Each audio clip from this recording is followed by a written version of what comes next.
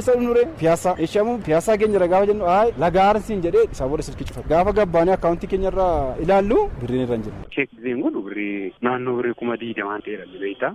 Sana booddee bakka bilbilaa walitti dubbanne ante leebaanii qorratkoon birri bakka hojjaala ችግር የለውም ያን argine sana booda ansistamu mobile banking ofirraa cufe waan shakkeef jechuudha. Tarii rakkichi akkas ta'inna jedhaniit warri waajjira poolisii waan akka qoosaa jechuu ni dandeessa jechuudha. Garuu agasmaratti deemuuf fedhii hin qabaanne jarri. ምናልባት እዛው ንግድ ባንክ ውስጥ ያሉ የንግድ ባንክ ሰራተኞች ሊሆኑ ይችላሉ የሚል ግምት ነው አለን እኛ። ነም ባይን ባሲ አርፈሳቲን ባሴ ላቴዩ ሳማማ ጅራ ካሜራን እንጅሩ ቦታ ካሲ ረቲ ሞቱማ ሶ ገዲ ቦይ ጀቴ ወር waan gaarii ture amantaarraan qabu keessatti iyyuu digital mobile banking irra amantaan qabu. Teknooloojiin bu'aa bayii tajaajilaa salphisuu fi saffisiisuuf gargaara.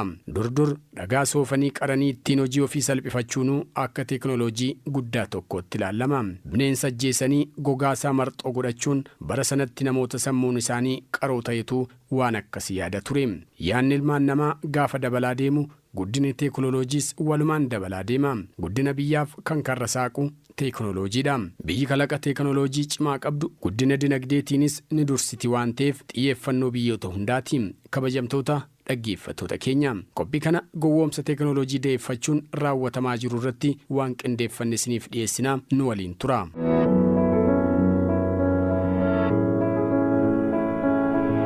Addunyaa irraa kana keessatti dameen teknooloojiif kalaqni isaa saffisaan guddachaa jiru teknooloojii sosochii maallaqaati.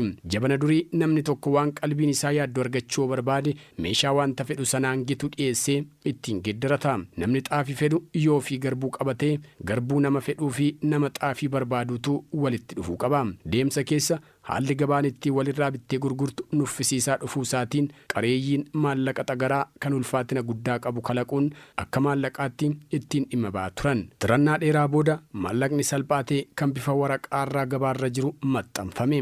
Maallaqni bifa waraqaan maxxanfamee gabaarra ooluunis yeroo isaatti kalaqa seektara faayinaansii jijjiiredha. Waggoota muraasaan dura tajaajilli faayinaansii dhaabbilee baankii Itoophiyaa baay'ee nuffisiisaa fi harkifataa ture. Yeroo ammaa kana garuu saffisa teknooloojii sosochii maallaqaaf addunyaan itti dhimma ba'aa jirtu Itoophiyaattis tajaajila kennaa jira. Tajaajilawwan yeroo ammaa kanatti dhaabbileen baankii Itoophiyaa keessatti hojiirra oolaa jiran ATM, Mobile Banking, Internet Banking, Teelebirriif kanneen biroos ni jiru. Akka ragaa baankii daldala Itoophiyaa irraa argannetti baankii daldala Itoophiyaan qofa maamiltoonni mana isaanii ta'anii yookaan osoo gara baankii qaamaan hin deemin birrii biiliyoona 7 ol sochoosaniiru. Kun tajaajilli baankii dijitaalaa saffisa olaanaan dabalaa jiraachuusaaf ragaadha.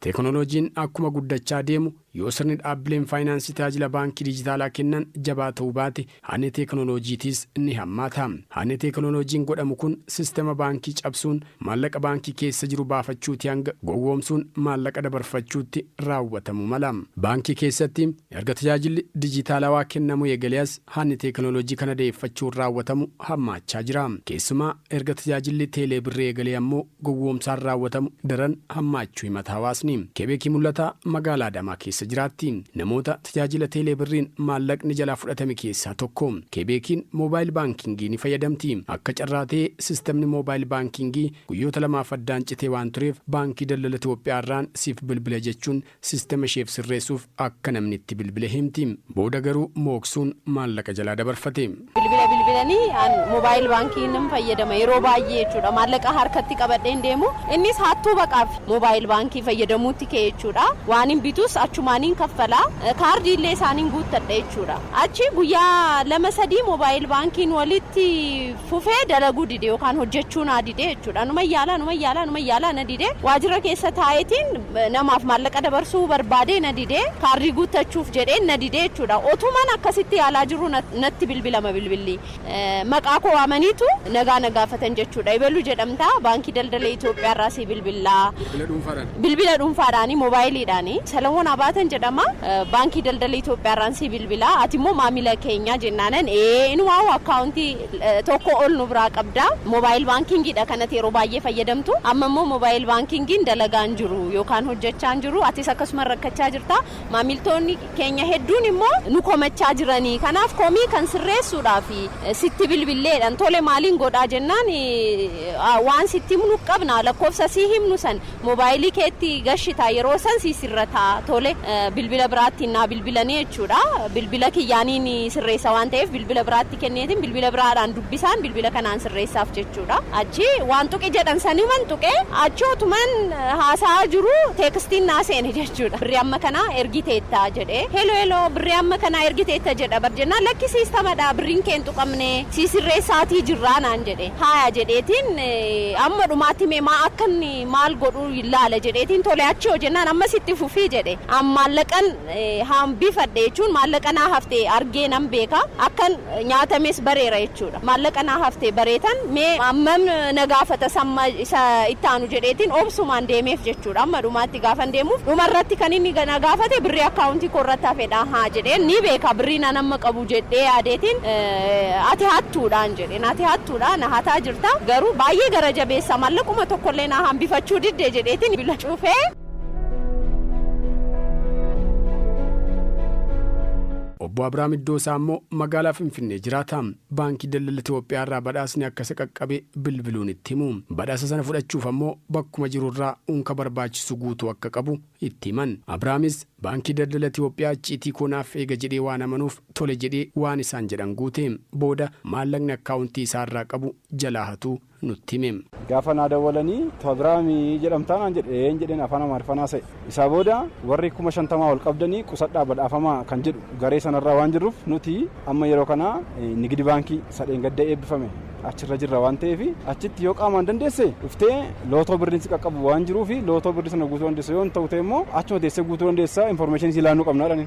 Kanaan duras immoo dibaankiin maqaa nu gaafate maqaadhaa maaloo nu gaafachaa ture isa dhannee guunneerra. Oni akkasuma seen silkirraa kaasee gaafa nitti haasa'u isin warra lootoo quxuriin si qaqqabaa orderiin sitti himnu sana guuttaa isarraan booddee immoo lootoon quxurii si qaqqabaa kanaaf akka guutuu jedhan innaan isa duraan maalin jedhee ani hin guutneen jennaani warri 50,000 ol qabdanii taraan ittiin qusadhaa badhaafamaa kan jedhamu sin qaqqaba waan ta'eef ajaja isin hin jennu kana guutaadhaan isa booda ishiin jedha akkam godha jennaani amma kookab 889 X-Star jedha rukutaadhaan isa booda piin kooddii sin qaqqabaadha piin kooddii kanarratti immoo iddoo piin kooddii godhamu lakkoofsa tokko ani kan koo jechuudha. Lakkoofsa tikeetii gaafa galchaa jedhanii ani isa dhiisennaan lakkoofsa tokko qofatan tuqe isaaniif magali jechuudha. Isaa booda gaafa isa tuxxeettu tokko hanga 5tti lakkoofsi dhufu jira. Tokko hanga 5tti gaafa dhufu sana ati 5 tuxxaa 5 gaafa tuxxu amma 5 gaafa tuxxu tokko hanga 5tti ammas deebi'ee dhufu. Gwaddanyaan tokko na bira jira shufeeriidha. Kiyyamana dheeraa haasa'uun kee kuni dogoggoraa jedhee silkii kan harkaa fuudhee eessa jirta jedhee eessa jirta gaafa jedhu lagaariin jirraa jedhan. Ishi dhufnee guunnaa amma immoo jennaani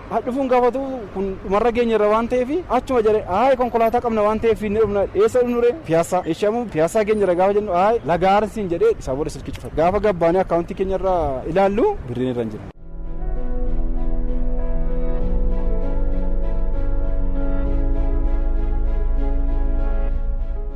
Jiraataan godina Jimmaa magaalaa Aggaaroo maqaan isaa akka himamu hin barbaanne bilbilaan dubbisne akka nutti himetti baankii daldala Itoophiyaa irraa siif bilbilanaan jechuun yeroo sochii maallaqaa godhutti ergaan barreeffamaa akka isa gahaan jirreetti himee sirreessaa akka jiran dubbate. Maamilli kunis tole jedhee waan isaan jedhan guutaa dhumarratti birrii dabtara baankii isaarra jiru jalaa dabarfachuu dubbata.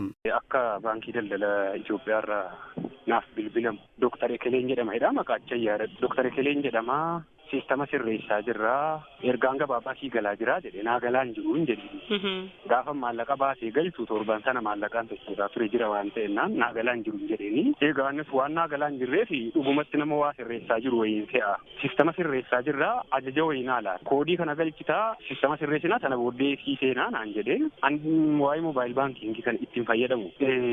Sistema moobaayil baankingii keessa na seensise. Sistema moobaayil baankingii keessa eegina seensise jedheeti. Sana booda koodiin naa galchu kun 4999 kuma 4999 maallaqa jechuudhaan battalatti waan naan galleef dijiitii 4 wayiiti gireessan battalatti maallaqa ta'uu isaa waan naan galleef gaafa isteeppii sana raga'ee jedhu kana galchisiin jedha inni lakkaa siimii irratti fudhataa jira maallaqa akkan siimiidha jedheef immoo hin shakkine lakkoofsi naa kennu yaa'u bilbilli yoo tiraansfar gootee beekte malee duwwaa sagal gaafa jedhee baree gaafa dijiitii bilbilaa ta'uu beekte shakkita miti sagalirraa jalqabuunis shakkitti naan dhufne beekta gaafa bilbila kana galchisiisee xumurarra kana galchee jedhu birriin kutaa dhufaa meeseejiin silaa unaa ganaa seenaan jiruun siin jedhee kana gidduutti sa'aatii daqiiqaan naasofsiisu kun hin dheerata. Bakkaan kana caalaa si haasofsiisuu hin danda'u hojiin qabaa jennaan ande bichaatti mokkiraalle ande bichaa sana booddee sa'aatiinis sagaduu fanan ta'an har'aa cufe jedheedhaan yeroon sagaduudhaaf ofirraa cufee deebi'u mucaan tokko maa inni sa'aatii dheeraa kan itti kan haasofsiiftu minaaminaan jedha kan na bira ture hin barre waan akkanaa dubbata namichi jedhe sheek giseen godhu birrii naannoo birrii 20,000 ta'edha beektaa. sana booddee bakka bilbilaa walitti dubbanne ante leebaane qorratkoon birri bakka hojjaala ችግር የለውም waan arge jedheen sana booda ansistamoo mobaayil baankingii ofirraa cufee yaa waan hin shakkeef jechuudha.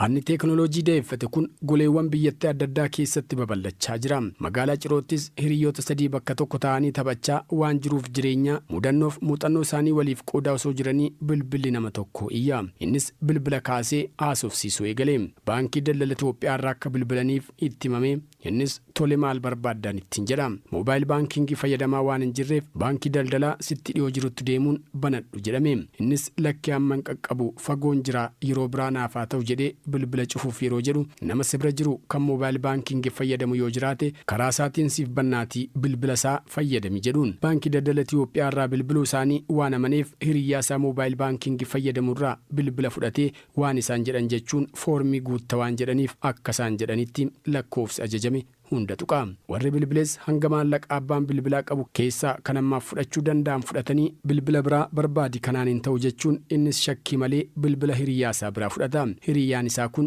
Daanyee Miindaa jedhama. Daanyeen bilbila isaatiin waan abbaan bilbile sun jedhuun guutuu isaatti fufe. Isarraas hanga fudhachuu danda'an qarshii 4,999 yeroo 5 bilbiloota garaagaraa irraa dabarfatanii. Erga maallaqa hanga kana fudhatanii booda ammas bilbila biraa barbaadaattiin jennaan jarree homaan shakkine ammas barbaadutti kaan nama arfaffaa jechuudha. Abbaan arfaffaa irratti argame kun garuu akka warra kaanii hin taane dubbicha osoo hin qoratiin waan isaan jedhan gochuurraaf qusate. Jarris dura waan guutaa turan akka itti man gaafate. Yeroo waan raawwatan itti man kanatti maallaqa isaanii akka laallatan gaafata. Isaanis yeroo laalan maallaqni isaanii fudhatameera. Akka dhimmicha baraniin gara baankii teeleef waajjira poolisii deemuu isaanii kan nutti hime Daanyee Miinዳቲ እነሱም መረጃ ብዙም ሊሰጡን ፈቃደኞች አይደሉም። ምክንያቱም ለእናንተ መረጃ አይሰጥም።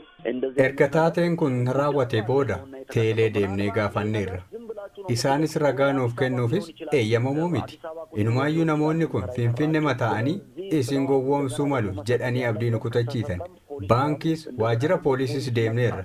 Garuu namni seeraan nama keessummeessullee hin jiru.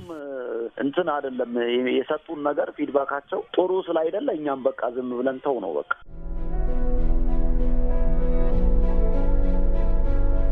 Adde Baqqaluu Taganuu magaalaa Adaamaa jiraatti. Baqqaluun ATM fayyadamuun maallaqa baafachuuf yaaltee osoo maallaqa hin baafatiin maallaqa baafatteetta jechuun ergaan gabaabaa ishee qaqqabe. Baankii Daldala Itoophiyaatti deddeebitee iyyattee erga torban lamaaf ifaajjee booda maallaqni ishee deebi'uu dubbatti. Maallaqan ofii kaayetti tajaajilamuuf hanga kana rakkachuun koo baay'ee nama mufachiisee jetti.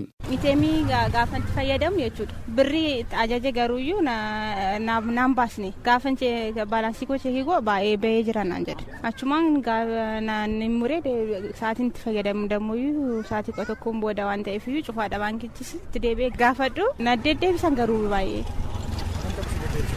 Torbee lamaan ol deebi'ee jira. Torban lamaan booda kan argaa furmaataayyuu birris kan argaa jechuudha. Ammanuuf amma baay'ee nama rakkisa. Akka nama biroorraallee arginu jira kiyyamti qofaa miti kiyya qarshiin akkasumas miti garuuyyuu nama biroollee akkanumatti intini waan ja'a jiruuf ammanuuf xiqqoo nama.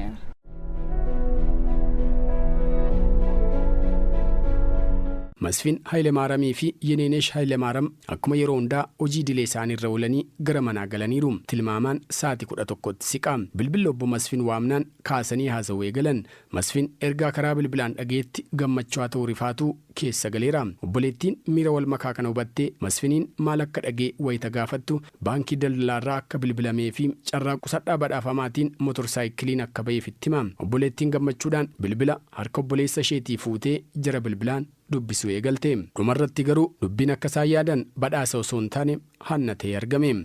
ስሜ የኔነሽ ኃይለማርያም ይባላል። ወንድሜ ነው እሱ።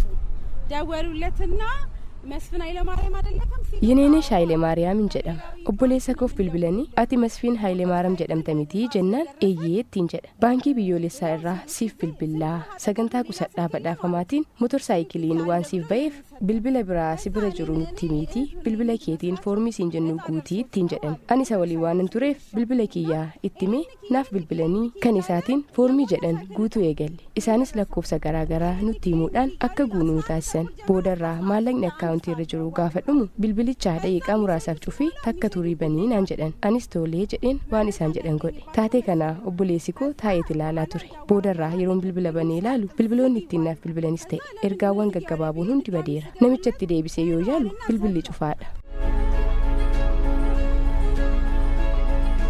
maamila baankii daldala Itoophiyaa maqaa badhaafamteetta jedhuun mooffaman keessaa tokko ammoo Shuggee jedhama. Shuggeen konkolaachisaa Itiyoo Telekoomii baankii daldala Itoophiyaarraan siif bilbila badhaasa sharafadhaa badhaafamaa waan argatteef foormii isaan jedhan kana akka guutuu itti himan. Akka carraatee torban sana keessa maallaqni alaarraa naaf ergamee waan jiruuf baankii daldala Itoophiyaarraas waan jedhaniif anis amaneen waan isaan jedhan guutee jedha. Bilbilichi gaafa naa bilbilamu bilbilaniiti carraa lootorii wayii ga'ee karaa nigid baankiidhaan jedhanii waan kana daftee too eedoofis irraa si bilbila finfinneedhaadhanii hojii ifatti deemin jiraan illee osoo as jiraadhe qaamaan dhiyaadhee qaqellaan tureeyyuu dama waan ta'eef jedhanii ka'ee gaafanii foormii kana foormii guutuu jiraadhanii foormii na guuchisan bilbila kiyyaan jecha gaafa siibi birrii kanaan na guuchisan gaafa guuchisan jecha na siibi birrii kana gaafa guutamu birriin kiyya gara isaanitti gaafa darbuuf beeku teekistiin naa dhufe teekistiin dafee naan galle erga sidhate erga birriin kun bayeedha naa gale qarshii akkan qabu beekaniiru qarshii kee kana dafiitii akka dhufteetu amma foormii guutuu foormicha na guuchisan foormiin sun gaafa yeroo shanin guute shanaffarratti teekistiin kun naa dhufe naannoo 52 irra ga'eera gaafa ilaalu teekistiin sun naa dhufe hin cufe bilbila koo hin cufe. Aadde Yordaanos hojjettuu mootummaa magaalaa Adaamaa keessa jiraattuudha. Yordaanos miindaa argattuun maatii ishee gaggeessiti. Miindaan ishee karaa baankii daldala Itoophiyaatti kan inni galuuf guyyaa tokko miindaan gallaan gaafa baafachuuf deemtu birriin qabdu baafattee jirtaa jedhamte. Isheen akka hin baafanne waan beektuuf ija jabaattee ittiin falmite. Bu'aa bayii fi deddeebii dheeraa booda birriin ishee akka nama hin beekamneen bayee jiru itti himani.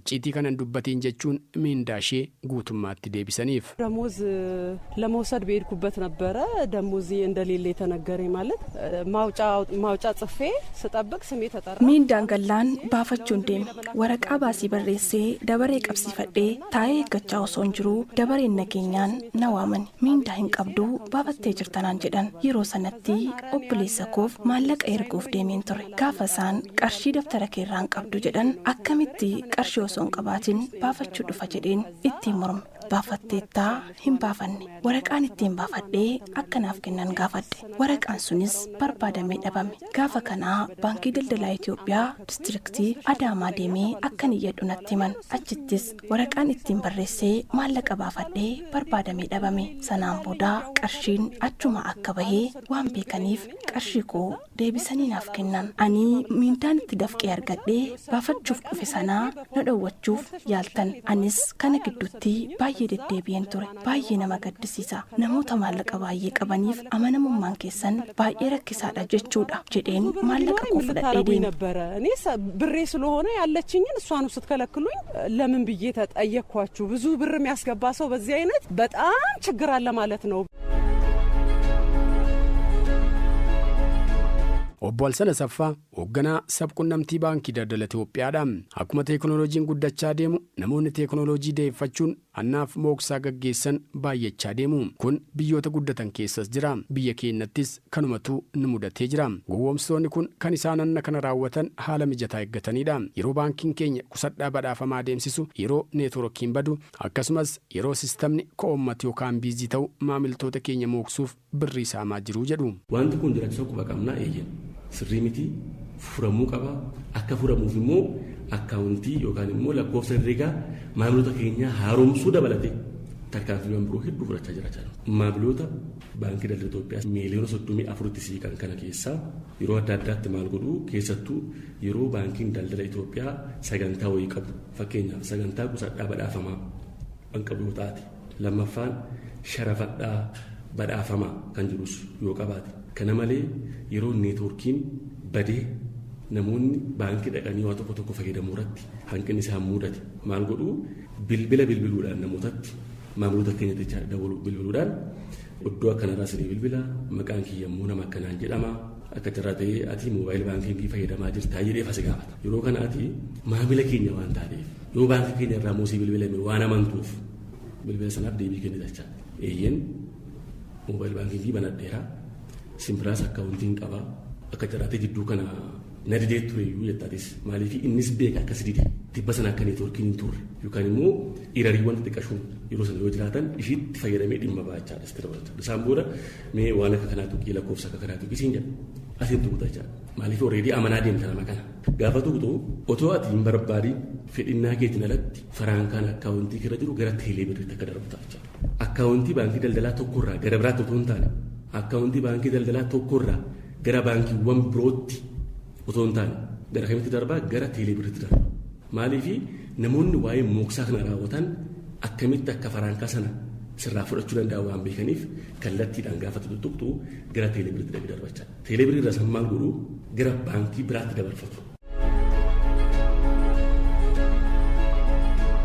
Irra caalaa namoonni gowwoomsaan kun irratti raawwatame maamiltoota baankii daldala Itoophiyaadha. Maamiltoonni kun yeroo saamichi maallaqaa isaan irratti raawwatu bakkatti amananii maallaqa dafqanii hojjetan ol kaawwatan deemuun gaafatu. Baankii daldala Itoophiyaa jechuudha. Haa ta'u garuu deebiin hojjettootaa fi keessummeessitoota baankichaarraa isaaniif kennamu maal na dhibdee fi ifannaadha. Rakkoon kun namoota hedduu irratti raawwatamaa jira wanti isin gargaarru hin jiru deebii jedhuudha jedhu. Kana malees baankiin daldala Itoophiyaa lakkoofsa bilisaan ittiin maamiltoonni isaa odeeffannoo argatan 951 banaa godheera. Maamiltoonni gowwoomsaadhaan maallaqa isaanii dhaban bilbila kanarratti yeroo bilbilanii gaafatan birriin isaanii teelee birriitti waan darbeef hoomaa akka isaan hin gargaarretti himama.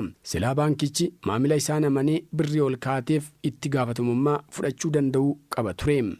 Battalumattiin warra baankii daldala Itoophiyaatti bilbileetiin isaan haasofsiisuu yaalee way maaliif nyaata kun bakka hattuudha si nyaatan waan akkasii naan jedhan wanti fooyyeessuun jiru wanti naasirreessitan hin jiru ennaan meesii laalla jedhanii gaafa laalan deebisanii naa bilbilanii barbirriin kee kan inni galee akkaawuntii namaarratti miti akkaawuntii teelee birrii irratti galee bilbila namaatti bilbila nama dhuunfaa jechuun akkaawuntii teelee birriitti galee kun immoo teelee ilaallata warra teelee bira deemee ennaan bilbila wayii naa kennanii numan bilbila jalaa kaasuu dinnaanan qaamumaan deeme jechuudha qaamaan gaafan deemu warra teelee birrii san hoogganu jechuudha isaanittu itti gaafatama jedhanii nagashanii waan akkas akkasiitu uumame birrii amma kanaan nyaatamee teelee birriidhaanii jenna way maal sinii gochuu dandeenya isin bara ofiin eeggattanii isin toof eeguu qaba nyaatamte bakka nuti maal sii gochuu dandeenya takka ergite naan jedhe jechuudha namtichi akkas naan jennaanan birrii amma kanaa moo ana duwwaa miti nama hedduu nyaatamaa jira akkam waan akkasii callistaniina homaa sii gochuu hin dandeenyu naan jedhanii jechuudha. bilbil jara kana jecha innasuma 951 irratti bilbilee nigid baankiitti jecha gaafanii 951 irratti bilbiluu wanti huni wanti akkasitti hojjetamaa jiru anni qaata ka'eera tureedha nuti miidiyaan beeksisaa turre jedhanii wanti falli jiru maal jennaani ay nama baay'eetu akkasittiin fudhatame kan kee qofa danda'in kanaan booda ittiin deebii wanti argamu jiru yani furmaatan qabu jedhanii naa jira hunda asosiiseera anni bal'ateera nigid baankii keessa akkasiin saamamaa jira jedhan deebii akkasiin deebisanii karaa kamiin hin danda'aman naani karaan deemuun hin jiramu yeroo suma immoo fiinneeti jechuudha sa'aatii 11 ta'e ragatuma asofnu nigidi baankii deemnu nigidi baankiin kanaa teelee birrii ilaallata waan ta'eef gara teelee deemaadha. Masfin Hayilamaariyaam jedhama. Otoma taa'ee ilaaluu birrii 34,000 dabarfatan jechuudha. Yeroodhuma sana baankii deemee gaafadhee homaa siif gochuu hin dandeenyu naan jedhan. Teelee deemnee gaafannee bilbilli kan magaalaa kanaa ba'ee miti yaada jedhu naaf laatan. Waajjira poolisiis deemeera. Walumaa galatti hundi isaanii waan abdii nama kutachiisu nutti himan. Isin duwwaa miti nama hedduutu gowwoomfamaa oolanuu hin jennaan lafa dhaqnu dhabnee deebine. ቴሌድንና ደግሞ ስንጠይቃቸው ይሄ የዚህ ሀገር ሞባይል አይደለም የተወሰደበት የሌላ ሀገር ሞባይል ነው አለችን። battaluma sanatti gaafas naannoo sa'aatii 11 waan ta'eef mana baankii deemee jedha informiin godhee leebaadha warri kun homaasii gochuu hin dandeenyu garuu odeeffannoodhaan si gargaaruu dandeenya yoo qaama gara seeraatti fudhatteetti odeeffannoo si gargaaruu dandeenya waan jedhu naa kaasanii qaxxataa nama moobaayil baankingii yeroo hedduu banu kan damee aggaaroorra jiru hin deeme dubbisee guyyaa biraa atis kana beekuu dhabuun rakkoodha garuu birriin kan kee bilbila akkanaa irratti fudhatame mee gara teelee deemiiti waan jiru baasii poolisii wajjiniin waamu deemtu deemi nuti si deeggarraa homa jedhu naa kaasanii deemee gara poolisii gaafan deemu warri poolisii isteetmentii gara mana baankiitii deemtee baasuu qabda waan jedhanuu afiifachi walitti na kennanii sana booddee yoon gama seeraa fudhee deemes wanti kun adeemsa dheeraan adeemsisaa kanaanis kana caalaa deemuudhaan barbaannedha. Maamiltoonni keenya yeroo bilbilli baankii irraa isiniif bilbilaa jirra badhaafamtaniittu jechuun bilbilamuuf namoota dhuunfaa sana waliin haasa'uu dhaabanii gara 951tti bilbiluun adda baafachuu qabu yookaan ammoo toora miidiyaa hawaasaa keenyatti odeeffannoon kun dhugaa ta'uu isaa gaafachuu qabu jedha obbo Alsana Saffaa. Maqaa dhaabbata isaaniin gowwoomsaan raawwatamaa jiraachuu isaa garuu maamiltoonni akka hubataniif odeeffannoon kun hunda bira ga'uu baankichi ragaan qabu. Qusadhaa badhaafamaa jennu ji'a sadiif waan murtaa'e keessatti moobilaayizeeshiniitu goonu waan ta'eef yeroo isaan keessatti dhugumaan qusannoo dhimma kanaaf baankiin daldala Itoophiyaa waamicha godheef ani qusannoo godheera taanaan hin shakkita waan ta'eef immideetii lakka maal gootaa jarreen sana afaan wal quunnamoo otoo hin taane kallattumaan gara baankii daldala Itoophiyaatti bilbiluu hin danda'ama jecha nuti bilbiluu hin danda'ama 951 irratti bilbiluu hin danda'ama lakkoofsa bilbilatti tolaatu waan ta'eef kana malees veerifaayidii kan ta'e kan halluu cuquliisaa qabdu feesbuukii namoota 395,095 ol duuba buutota qabu qabna. Teelegiraamii veerifaayid ta'e qabna. Tiwutarii veerifaayid ta'e qabna jechuudha maqaa keenyaan. Isatti dhimma baanee otoo gaaffiin dhiyaate keessattuu namoonni magaalaa keessa jiraatan burjaajiin kunis namoota barate biratti dhabaayisee raawwatamaa kan jiru. Kanaaf yoo waan kana hordofaniitu maamiloonni keenya harkatti didan harkatti kuffisan wanti baay'een isaa hir'achaa deemachaa yoo baduullee baate. Maamiltoonni gara baankii daldala Itoophiyaa deeman hunduu teelee birriitti waan darbeef waan isin gargaaru hin qabnu jedhamu. Kanaafuu gara Itiyoo Teleekoom akka deeman gorsu. Maamiltoonni kun yeroo gara teelee deeman ammoo deebiin argatan maallaqni keessan gara baankilee dhuunfaatti naanna'ee ba'uusaa itti himama. Kanaafuu maamiltoonni teekinooloojiin teelee birrii meeshaa gowwoomsaa ta'aa jira jechuun himatu. Teelees deemeera. Teelee gaafan deemee jedhu kan Jimma diistiriiktii Jimmaarra jiru deemiiti achi qajeelcha poolisii godina Jimmaarraa dhalaa fudhattee deemtee teelee Jimmaarraa yoo baaste malee asii hin baasnu naan jedhanii yoo Jimmaa baaste malee nuti asii baasuu hin dandeenyu waan jedhu naa kaasanii bilbilicha gaafan itti geessee jedhu. Piroosesii dheeraa kana deemuudhaaf hin barbaanne ijoollee dhimma kana teelee keessa hojjetanus gaafannaan gaafa gara seeraa deemee jedhu wanti adeemsi piroosesii isaa dheeraadha waan jedhu naa kaasanii raawwa ba'anii abdiirraa kutee tumantii.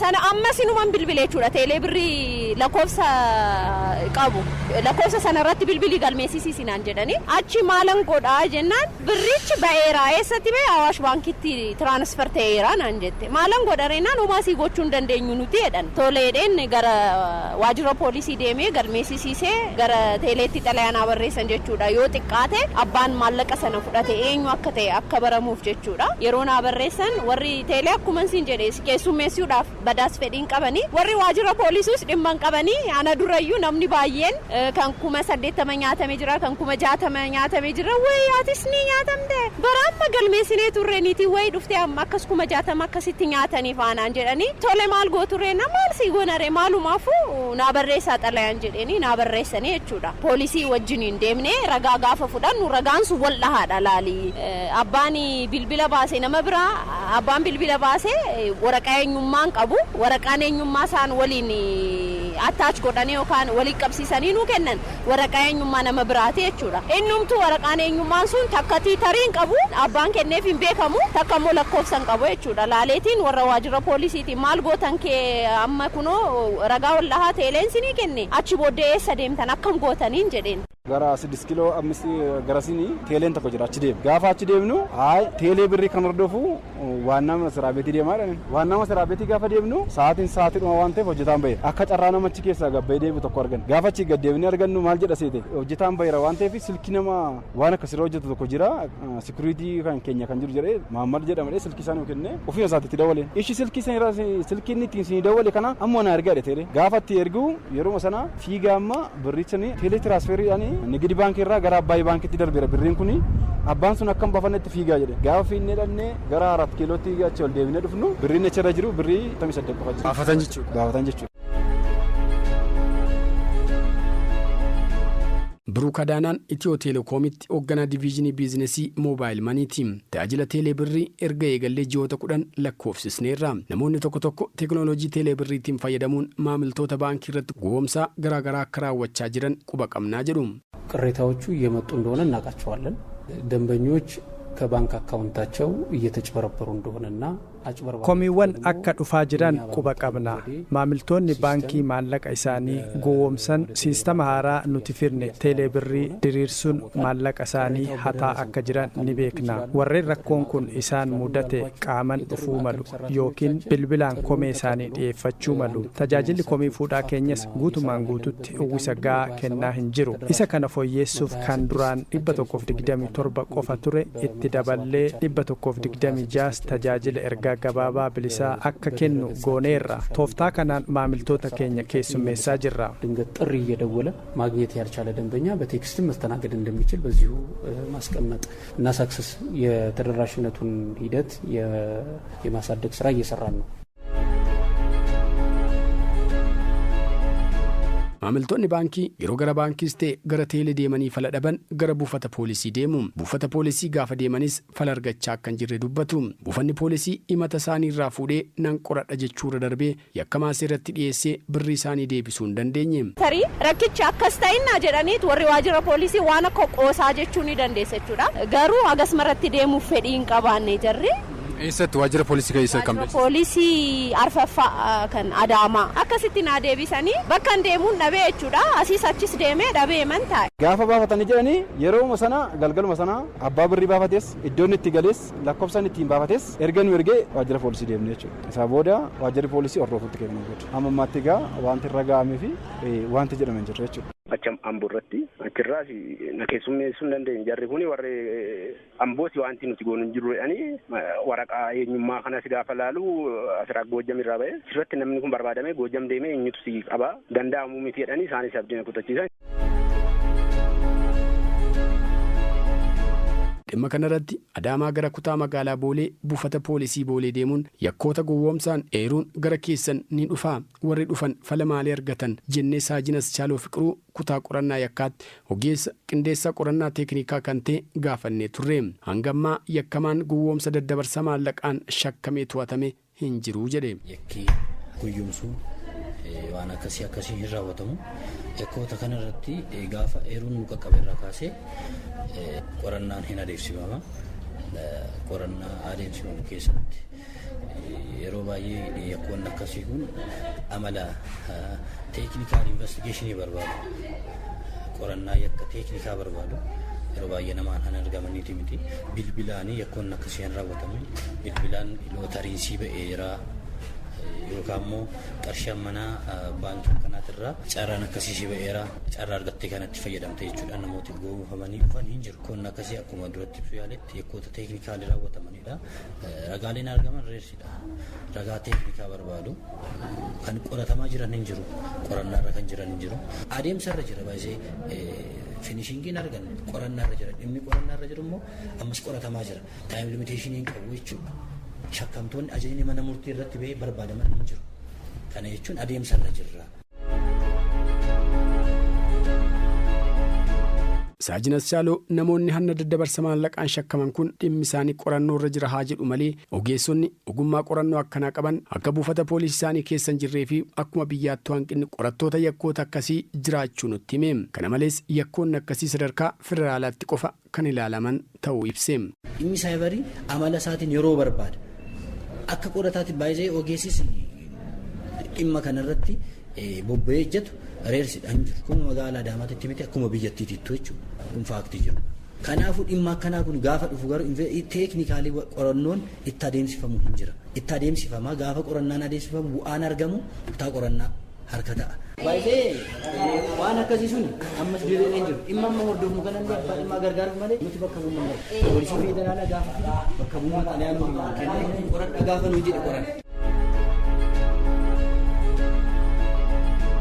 Dhaabbileen faayinaansii keessattuu baankiin daldala Itoophiyaa yakkamtoota gowwoomsaa daddabarsa maallaqaan shakkaman odeeffannoo gahaa kennuu bira darbee qaamolee nageenya dhimma kana hojjetan waliin itti dhiyeenyaan hordofee seeratti dhiyeessuutu irra ture. Sababiin isaa maamilli birrii isaa mana dhuunfaa kaa'achuudha baankii kaa'achuutu amansiisaa jedhee waan geessuuf isaanis amanummaa isaanii jabeessuu qabu jedhu maamiltoonni baankii daldala Itoophiyaa dubbisne. Warri baankii daldala Itoophiyaas maqaa isaaniitiin hatama. Yoo xiqqaate nama maqaa isaaniitiin yakka hojjetu kana erga uummataaf quuqaman ta'ee nama maqaa isaaniitiin hatu kana adamsanii qabu seeratti dhiyeessuu qabu jechuudha. Bar namni maqaa kiyyaan yoo hate anatu maqaa kiyyaa fi dhimmamee maqaa koo bilisaa baasuudhaaf akkas gochuu qabaami akkas gochuu qabu. Warri teelees otoo fedhanii jechuudha. Nama hate sana qabanii seeratti dhiyeessuu yoo tarii nama isaan keessan jiru ta'e jechuudha. Nama teelee keessa hojjetuun ala ta'e qabuu ni danda'an.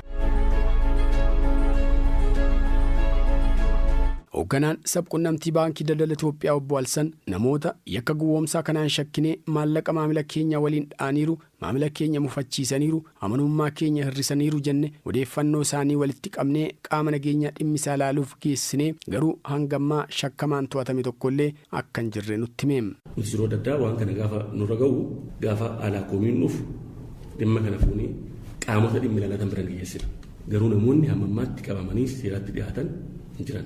Obbo Biruuk Adaanee teelee birriin burjaajiin hojjetamaa jiru akka hin jirretti amanu. Haa ta'u garuu carraawwan garaagaraa baankileen ittiin maamila horachuuf dhiyeessan fayyadamuun maamiltoota isaanii gowwoomsaa jiru. Dhimma kanaaf ammoo baankii matuutti gaafatama fudhachuu qabaa jedha. አሁን ላይ ሀገራችን ላይ እየገጠመ ያለው ከዚህ ጋር ያለው በቴሌ ብር እየተሰራ ያለ ማጭበርበር የለም። ነገር ግን አሁን amarratti rakkoon mudachaa jiru teelee birriidhaan gowwoomsan raawwatamaa jiru hin jiru.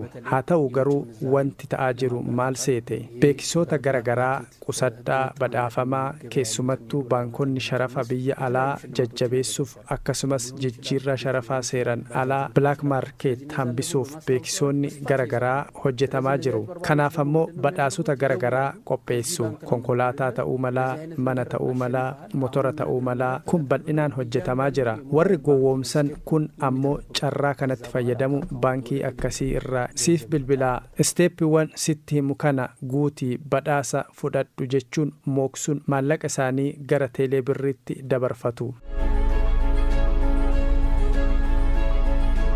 Maamiltoonni gowwoomsaan irratti raawwate icciitii koo kan beeku mana baankiidha. Kanaafuu maallaqni koo akka baduuf sababa kan ta'an hojjettootuma baankii daldala Itoophiyaati jedhu. Teelee birriin ammoo meeshaa isaan akka salphaatti ittiin gowwoomsan ta'eera jedhu. Kanaafuu dhaabbileen kun lamaanuu namoota maallaqa uummataa saaman seeratti dhiyeessuu qabu jedhu. Egaa akka nama tokkootti akka shakkiidhaan kan hin shakku manuma baankii hin shakka. Maaliif mana baankii shakkita yoo jette jalqaba namni kun anaa bilbila irratti naa bilbile. Moobaayil baankingii banatee fayyadamuu kan koo yoo nama sistama mana baankii keessa jiru beeku ta'e malee banachuu kan koo namni beeku hin jiru. Nama sirriitti sistama moobaayil baankingii icciitii mana baankii beeku ta'e banachuu kan koo beekaafuu naa bilbile waan ta'ennaan an gara tokkoon achi keessan jedhee tan shakka. Karaa biraatiin immoo siimii irratti fudhate waan ta'ennaan namichi kun tarii kaardii ittiin nan bitadhatiin jedhee ragaa yeroo tokko.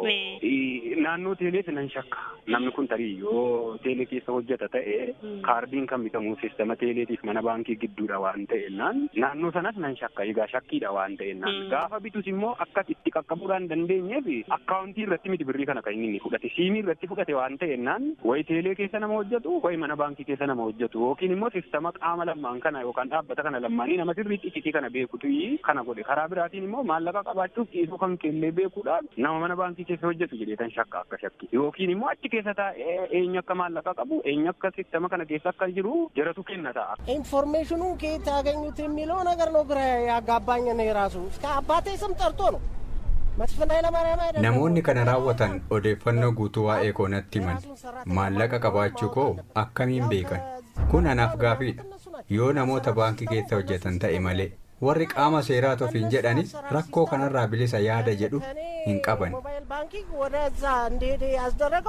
በዛ ሲስተም ነው akka dhuunfaatti gaane waan baay'een shakkanama waan ta'eef tokko teknooloojii yeroo ammaa bal'aadha teknooloojii kana ajjin immoo kan walitti hidhatu waan baay'eetu jira haa ta'u isa jalqabaa irratti teeleen erga akkas jedhe Abbaay baankii sun immoo maaliif itti kan komin jedhe lakkoofsi kun dogoggora maaliif jedhe kun shakkiin kun guddaan sagal lammaffaa namichi abaluu jedhamu lakkoofsa akkaawuntii isaa kana jedhamee irra jiru sun gaafa sana teeleen kunoo kan si dhibu immoo ani qofaa kootu hin taane gwaaddanyaa shufeerii wajjin deemnu wajjin dhanneeti abaluu kan jedhamu laa kunoo birrii amma na baafateera jedhee Abbaay baankii 4 kiiloo jiru ragaadha kanaafi shakkiin kun guddaan maal seetan warra teelee birriisa ta'u Abbaay baankisa ta'u namoonni kana jedhan waan diijitaadhaan ijaaramanii gareedhaan deeman natti fakkaata akkootti jechuudha isa kana immoo akkamitti argama warra teknooloojii kalaqe kana duukaa deemee isaanis akkaataatti arguu danda'u akkaataatti isaaniin baasuu danda'ullee faana dha'u qaba kan jedhuni ana qofatu hin taane namni na fakkaataa meeqatu jira anko birrii xinnoo ta'uu dandeessi birrii xinnoo anarra kan caala ነው ምናልባት እዛው ንግድ ባንክ ውስጥ ያሉ የንግድ ባንክ ሰራተኞች ሊሆኑ ይችላሉ የሚል ግምት አለን እኛ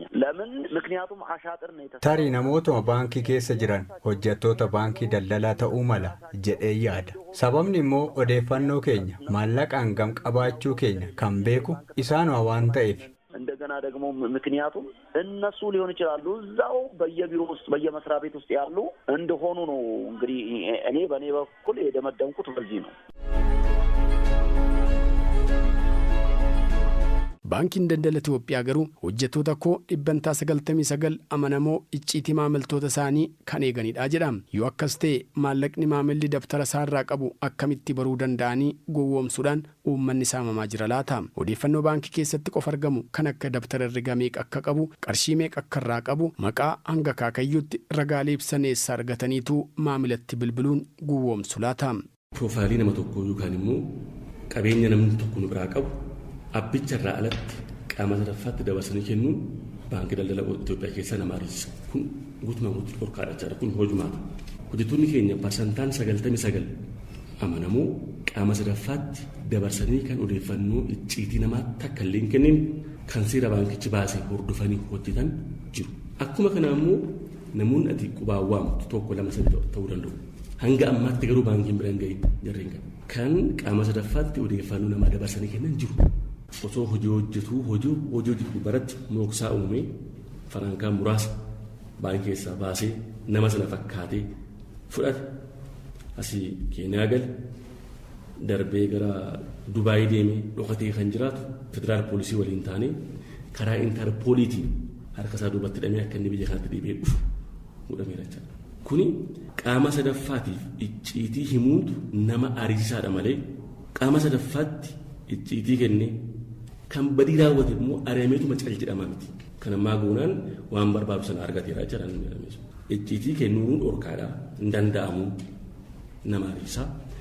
Icciitiyyuu kennee immoo badiin raawwate sanaan immoo kan daganaa mana murtiitti dhiyaate ija seeratiin immoo itti gaafatama jira. Kana irratti biyya keessa qofa haa turu biyya alaarraa yuuffisiisaa jira jechuudha. Namoota hojjettoota keenya ta'anii badii akkana gubbaratti hirmaatan. Kanaaf ammas warra teelee birriidhaan wal qabatee akkaawuntii irra teelee birriitti farankaa dabarsanii namoota moosanii farankaa namarraa fudhatan kaardii namarraa fudhatan kaardii moobaayilaa jechaadha. Kan malees farankaa walitti qashuu adda addaa akkana godhii as ergi jedhanii namarraa fudhan kana baankiin daldala Itoophiyaa inni qorata kan irra ga'u immoo tarkaanfii fudhata. Namni teelee birriitti fayyadamuuf jalqaba siim kaardii qabaachuu qaba.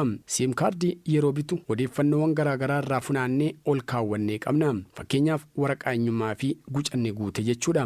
Akka qajeelfama baankii biyyoolessaatti fayyadamtoota teelee birrii sadarkaa lamatu jira. Sadarkaan tokkoffaan kun waalitii teelee birrii isaarraa kan sochoosuuf eeyyamame qarshii 5,000 qofaadha. Qarshii kanaan ala daddabarsuus ta'e tajaajiloota biroo fayyadamuu hin danda'u. Namni sadarkaa kanarra jiru suura isaaf maqaa isaa guutuun jiraachuun dirqama. Sadarkaa kanarra maamilli jiru waraqaa eenyummaa qabaachuun isaan barbaachisu. Namni waraqaa eenyummaa hin qabne sadarkaa tokkoffaa jalatti galmaa'uun maallaqa hanga birrii 5,000 sochoosuu danda'a. Maamiltoota sadarkaa sadaffaa kan jedhaman ammoo jiru. Isaan kun hanga maallaqa 30,000 sochoosuu danda'u. Dura garuu qarshii 8,000 duwwaa ture.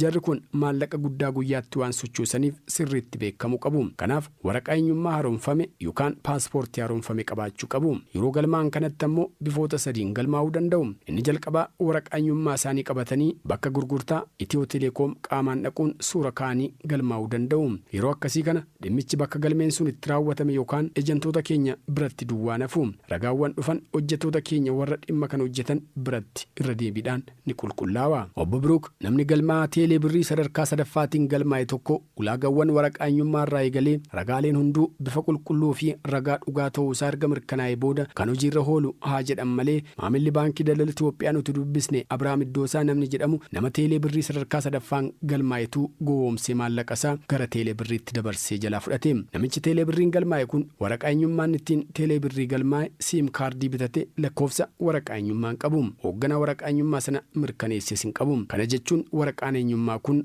seera maleessa jechuudha.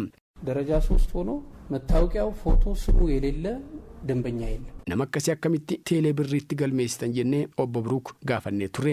Obbo Biruukis namni akkasii tasuma galmaa'uu hin danda'u. Tarii distriktiin teelee irraa odeeffannoo kan argattan dogoggoranii ta'uu mala. የዳታ ችግር ገጥሟቸው ሊሆን ይችላል። ያዩበት ቋት የተሳሳተ ሊሆን ይችላል። ስለዚህ ከኛ ጋር መረጃም ኦልሬዲ አሰራር ስርዓትም ስላለን ይሄንንም ቢሆን አይተን በቂ መረጃ እንሰጣለን። dhimma kana qulqulleessuun ni danda'ama jechuun qulqulleessanii odeeffannoo nuuf kennuuf waadaa galanii bilbila wal jijjiirre. Guyyoota muraasaa booda dhimmicha akka qulqulleeffatan adda baasuuf bilbilee gaafachuuf yaallee bilbila nuuf hin kaasan.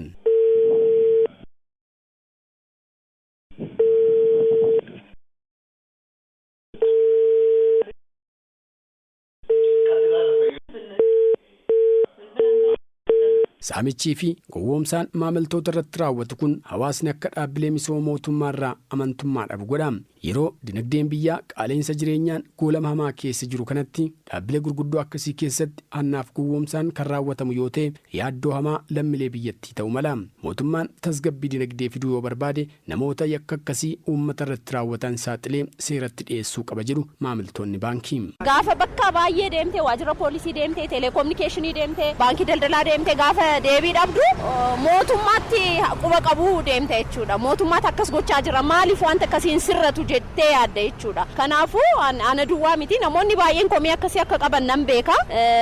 Gaafa qaama seeraa bira deemtee fala dhabdu wantati jettu akkuma waliigalaatti mootummaa komachuudha. Mootummaa akka mootummaan hin komatamne immoo kan gochuu qabu seektaruma kana saddeeni jechuudha. Teeleenis baankiin daldalaas waajjirri poolisiis ni dhaabsisuu ni danda'an waan kana jechuudha. Kun immoo deemee dhaabbileen kun akkasitti qaawwa qabaatan jechuun mootummaa irratti deemee akka namni amantaa dhabu yookiin dhaabbileen kun dhaabbilee mootummaa kanaaf dhaabbilee gurguddaadha waan ta'ennaan dinagdee biyyattii irratti rakkoo qaba. Kun immoo deemee mootummaaf uummata walitti buusuuf deema waan ta'ennaan qaamni dhimmi ilaalu sirriitti dhaabbilee kana sirriitti akka jarri iccitii hawaasaa qabatanuu indeganaa immoo akkuma kan hubannoo dhabuurraa kan ka'een wanti kun uummata saaxilaa jira waan ta'ennaan sirriitti hubannoo uumanii qotee bulaa yookiin nama xiqqoo baratee waa'ee teknoolojii kanaan beekne deemuun isaan hatama waan ta'eef yookiin hubannoo uumanii sirriitti miidiyaadhaan isa ta'uu qaamaan isa ta'u sirriitti uumanii akka namni hin hatamne gochuudha malee piroofiituma qofa yaadanii kana banadhaa jedhanii nama hachisiisu taanaan uummataaf mootummaa walitti buusuun isaa waan hin oolleef akka mootummaatti qaamni dhimmi ilaalu karaa tokkoon akka hubannoon bal'inaan diteelii uumamu karaa biraatiin immoo tarii hojjetuun achi keessa jiru ituu isaa kitta'ame maaliif iccitii uummataa dabarsee kennaara waan ta'eef anni kun alaa ka'een dhufu waan ta'eef tusa kitta'ame gaarii dheedhee yaada. Baankii irratti tokko kaameraan jiraachuu qaba. Kaameraa baankii keessa hin jiru baay'inaan kaameraan. Barri alaa irratti jecha namni baay'een baasee harka isaatiin baasee laateeyyuu saamamaa jira. Kaameraan hin jiru. Botaa akkasii irratti mootummaan osoo gadi bu'ee hojjete waan gaarii ture. Baankii baay'ee amanamuu maa dhabaa jira baay'inaan. Tarii meeshaa waraanaatti hin bitachuu danda'u bari hin beeknu waan baay'eetti hin dalagu biyyattii dhumaafu sodaachisaadha hidheetti yaadaan akka dhuunfaa kiyyaatti tarii namoota qaamuma mootummaa keessa taa'anii waajjiruma mootummaa keessa taa'anii akkasis gochuu danda'u ta'a kana mootummaan horatee bira gahee saaxilee adabbii barbaachisu itti laachuu qaba jedhee yaadaan akka kiyyaatti hundumti isaaniitu otoo itti gaafatamanii jedhee yaada. Rakkoon guddaan teelebirriin akka meeshaa hannaatti itti dhimma ba'amaa jira jedhamuuf amala baankotaa irratti hundaa'a. Baankonni tokko tokko sistemni isaanii jabaadha. Maallaqa akka ergaa jiran irra deebisanii maamilicha mirkaneessisu. Baankonni hedduun ammoo kana hin godhan. Kun hanqina guddaadha. Baankii daldala Itoophiyaa waliin waan kana irratti hojjechaa jirra jedha Obbo Biruuk Adaanaa Itiyoo Teelekoomitti hoogganaa diviizhinii biizines ሞባይል መኒ ከንታን ለዚህ አሁን ትልቁ ችግር ያለው ከባንኮች ጋር በተገናኘ rakkinni kun kan uumamu baankota waliin erga wal qunnamneeti baankonni tokko tokko maallaqa ergaa jiraachuu isaa mirkaneessuu akka qabu irra deebi'ee gaafata siistamni isaanii. Warreen akkasii maamiltoonni gowwoomsaaf akka hin saaxilamne isaan gargaara. Baankonni tokko tokko ammoo siistamni isaanii laafadha. Maallaqa akka ergaa jiran wanti mirkaneessu hin jiru. Baankii Daldala Itoophiyaa waliin dhimma kanarratti hojjechaa jirra. Maamiltoonni baankii gowwoomsaan irratti raawwatame kana booda dhaabbilee faayinaansii biyyattii irraa amantaa godhachuuf ni rakkannaa jedhu. Namoonni tokko tokko ammoo baankilee dhuunfaatu irra amanamoodha jechuun maallaqa isaanii gara dhaabbilee kanneenitti naanneffachuu dubbatu. Kaan isaanii ammoo teekinooloojii baankii dijitaalaan ala gochuuf murteessuu isaanii nutti himan. Baankiidhaan ala ta'uu hin danda'uuf malee moobaayil baankingii yeroodhuma sana hin cufadhe amantaarraa hin qabu gaa keessattiyyuu diijitaal moobaayil baankingirraa amantaa hin qabu. An hubannoon an teekinooloojiidhaaf qabu gada haabuu iyyuu akka rakkoottaa fudhadhu malee baankichi aanseekuur ta'uu dhabuu isaatiif an ilaalcha hin qabu baay'ee gadi bu'a. Teeleenis rakkoo guddaa qaba jedheetan fudhadha. Maaliif siimii galmaa'ee beekamu irratti namni maallaqa naatu. Ituu kanan godha ta'eeti akkaawuntuma irra taata waan ta'ennaan siimii galmaa'ee miti qaamni sun isaa akka keessaa qaba yookiin qaawwi inni qabu akka uummanni hatamu godhaa jira jedheetan laala.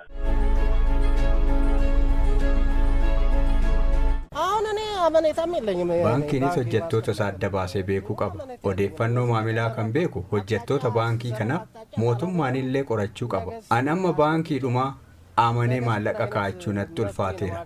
Ergan baankii kaa'ee saamame, erga saamame boodas nama na saamellee argachuu dadhabee maal amaneen baankii maallaqa kaa'a? Baay'ee ulfaataadha. Ergasii namaa jenna guyyaa rakkoo tokko miindaan achirraan naa gala achumarraan fayyadama achirraan naa gale baasin dhuunfaarratti galfata. Malee baankii Daldala Itoophiyaa fayyadamuu dhiisteetta? Fayyadamu.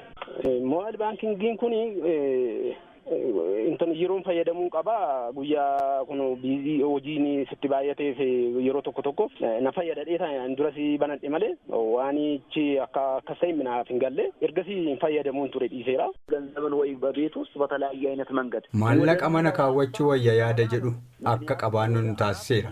Maaliif jennaan yaadime yeroo tokkoo miti yeroo 4 irra deddeebi'uun al takkatti maallaqa narraa fudhatan. Yeroo tokko haa ta'u gaafa irra deddeebi'u garuu maallaqa ergaa jiraachuu kosiisemnatti osoo jiraate nan dhaabaayyuu ture. Baankiin Daldala Itoophiyaa gama isaatiin icciitiif maallaqa maamiltoota isaa eeguuf kallattiin baankiin biyyoolessaa kaa'een akkaawuntiin maamiltoota isaa guutummaatti sakattaamaa jiraachuu hima. Baankichi sakattaan kun rakkoo kana ni xiqqeessaatti abdateera. Yeroo ammaa kana akkaawuntiin namootaa qulqullaa'aa jira. Filachuun jechuudha. Kanaan dura baankiiwwan hundarrattu kan daldala qofa miti. Nuni kan nu bulchu baankii biyyaalessaati. Daayirektiivii yookaan immoo kallattiiwwan baankiin biyyaalessaa baasu kana hordofnee hojjenna. Namoonni akkaawuntii qaban hundi isaanii akka akkaawuntii isaanii haaromfatan ji'a jaan duraadha kan eegalamechaa hojiin kun. Yeroo ammaa kana nuti gara xumuraarra geenyerra. Garuu immoo namoonni baay'inaan gara baankiitti ammallee akkaawuntii isaanii haaromfachuudhaaf waan dhufaa jiraniif ji'a lamaaf baankiin biyyaalessaa dheeresseera. Nutis waan kana dalagatti kana hojiirra oolchinee ammas waan sana haaromsaa jirra. Namni kamuu gara baankiitti dhufee akkaawuntii akka haaromfatu kuni hanna kana guutumaan guutuutti ni dhabamsiisa jennee yoo dubbattullee baan ni hir'isa. Namni tokko gaafa hannaaf harka isaa kaasu hannaaf waa yaadeetu dhufu nama mooksuuf gaafa dhufu maaltu isa mudachuu akka danda'u inni argaa deemaa jira. Siistemni kun sororsaa deemaa jira. Rakkoo gowwoomsa teekinooloojii teeleebirrii deeffachuun raawwatamu kana bu'uurarraa furuuf hojii hawaasaaf hubannoo uumaa jirruun alatti siistamicha irra deebisnee fooyyessuuf hojjechaa jirra. Hanqina siistamichi qabu keessaa tokko namni tokko baankii irraa gara teeleebirriitti yeroo maallaqa dabarsu lakkoofsa bilbilaa qofatti erga. Eenyutti akka ergaa jiruun beeku. Kan amma sirreessaa jirru kanaan lakkoofsaa fi maqaa namichaa waliin akka deemu gochaa jirra. Kun rakkinicha ni xiqqeessa jennee abdannaa jedhu obbo Biruuk. ከቴሌብር ወደ ባንክ በምንልክበት ጊዜም እና ከባንክ ወደ ቴሌብር በሚመጣበት ሰዓት የባለቤቱን ስም አሁን ላይ እያሳየን አይደለም። አሁን እየሰራንበት ነው። ቴሌብሪራ ገረ ባንኪቲ ባንክራ ገረ ቴሌብሪቲ ወይተ ኤርጉቲ አመት ለኮፍሰ ብልብላ መሌ መቃ አባ ብልብላ አገርሲሳ ሂንጅሩ አመ እረቲ ሆጀቻ ጅራ የሮጂ አቶኮ ሂንጉነ ኬሰቲ ኒስሬስና ባንኪራ ገረ ቴሌብሪቲ የሮ ኤርገሙ ለኮፍሰ ቆፈ ኦሶ ሂንታኔ መቃ አባ ለኮፍስቻስ ወሊን አካ ኤርገሙ ጎቻ ጅራ እንዲሄድ የማድረግ ስራ በቅርቡ ይኖረናል ማለት ነው። ይሄ አንዱ ነው። Yeroo ammaa kanatti Itoophiyaan qaala'insa jireenyaa maa keessatti kuftee jirti. Yeroo qaala'insi jireenyaa mudatu ammoo yaa'insi maallaqaa yoo seeraan hin to'atamu ta'e garaagarummaa hiyyeessaaf dureessa gidduu jiru akka malee dabaluu akka malu hayyoonni dinagdee ragaa ba'u. Kanaafuu mootummaan yakka gowwoomsaa baankii dijitaalaan raawwatamaa jiru kana to'achuu qaba. Dhaabbileen faayinaansii adeemsa baankii dijitaalaa keessa galan siistemni isaanii jabaaf amanamaa ta'uu qaba. Gama biraan ammoo namni kamiyyuu dafqidhamee maallaqa baankiitti walitti qabatee gowwoomsaa bilbilaan raawwatamuun qabeenya isaa dhabee jireenyi isaa guulamuu qabu. Maamiltoonni baankiis tajaajiloota baankii dijitaalaa yeroo yerootti dhiyaatu akkaataatti fayyadama isaa jala bu'anii itti dhiyeenyaan hordofuun gowwoomsaa gama sanaan dhufurraa of eeguu qabu. Waan nu dhaggeeffattaniif galatooma. Qopheessitoonni Tamasgee Hundarraa fi Kebeekii Mul'ataadha. Gulaalaan Korreeshaan Qulleeti.